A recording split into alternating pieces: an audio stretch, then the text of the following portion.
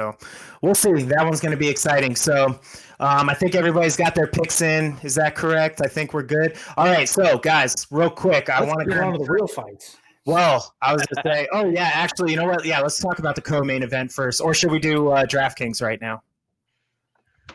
You can do DraftKings right now. Yeah, let's turn it over before we do our co-main and our main event here. Let's turn it over to some fantasy sports. I'm picking it back up a little bit. We're going to talk about my favorite fight or lineup that I can pick. If you don't know DraftKings, you essentially get to pick. You get a set amount of money as your salary for your team. You get to pick 6 fighters. Essentially, the way they give you money is it's going to be enough allocated for you can pick 4 favorites and 2 underdogs. That's usually how they make you pick in there. And usually my lineups are focused on the 50-50s and double ups. So that means anybody in the top half of those groups that you sign up in are going to win money, either double it up or even just a few more bucks. So it's a slow grind, but you know what? I like my guarantees more than anything else.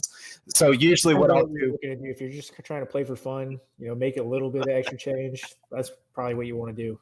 Absolutely. And you know what? It makes the fights fun. Even if you have, I just do $5 and $10 double ups every once in a while, it makes the fights much more fun because you start cheering for fights that you normally wouldn't. It makes them a lot more intense because you're like, who's winning this one? How many points do I have?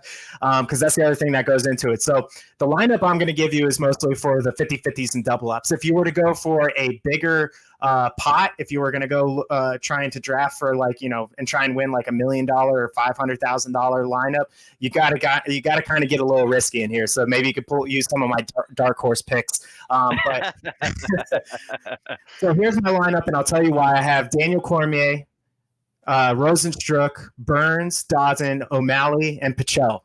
So Pichel and Dodson are my 2 underdog picks. Okay, I think Pichel is a good pick against Miller because they're both older guys, but Pichel has the knockout power. He's taller, so if he can stay along the outside, he might be able to pull that fight through.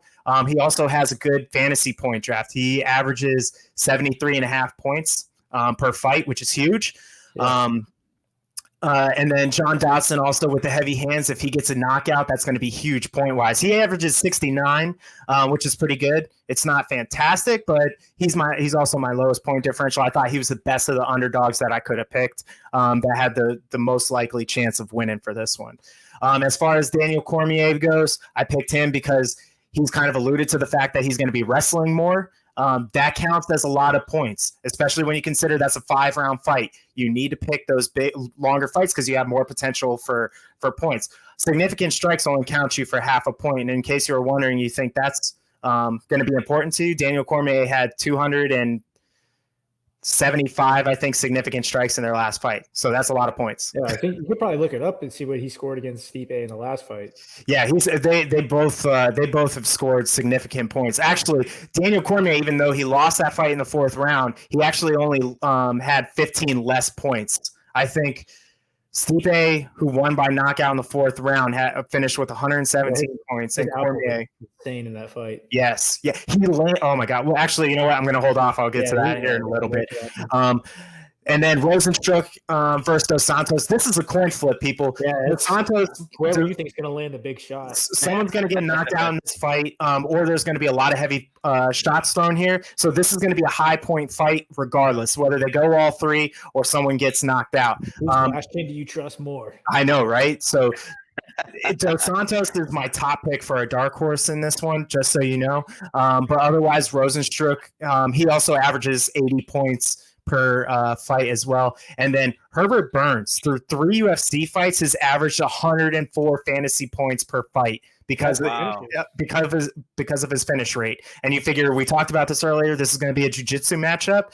So I think they get point for passing too, right? They get points. Yeah. Hey, Ryan, where are you finding all the information so that people know how to make a good betting odd on DraftKings? What are you looking at to find out, what are the rules? And you just go on. Yeah, you just go on DraftKings and then you just go to create a lineup and then you can go in there, you can look at the rules. So just a real quick rundown. I've never used it before. Yeah, it's a ton of fun. Like I said, you can do $2 double ups. If you win $4. But it makes it a little bit more fun to watch. Better than buying a scratch off. Significant strikes will land you half a point. Advances will land you +3 points. Takedown +5. Reversals and sweeps +5. So you have a good, again, wrestler, jiu-jitsu fighter. This is also why I'm picking Daniel Cormier in this one, because he can load you up with a ton of points. And then a knockdown is plus 10 points. And then by round, first round win is 90 points, 70, 45, 40, 40, 30 for the respective rounds. So, so that's it. And then my dark horses in there, I'm going to have to say has been Felice Herrig, only because she has a ton of experience. Jandiroba is still a little bit new to the UFC, even though she has a lot of fights behind her. She's from Brazil, and in Brazil, we've seen that they can sometimes inflate their numbers in their professional careers. So I just think Herrig might be a good person there to pick for an underdog. And then Dos Santos was my other big pick. So Marlon Vera is also a solid pick if you didn't feel confident in either of those two. So those are going to be my top 3 dark horses. And that should, So that'll leave you with the lineup I gave you. Again, that's Cormier, Rosenstruck, Pichel, Burns, Dodson, Malley. That'll leave you $100 remaining salary. That's it, people. That's my betting odds for this one.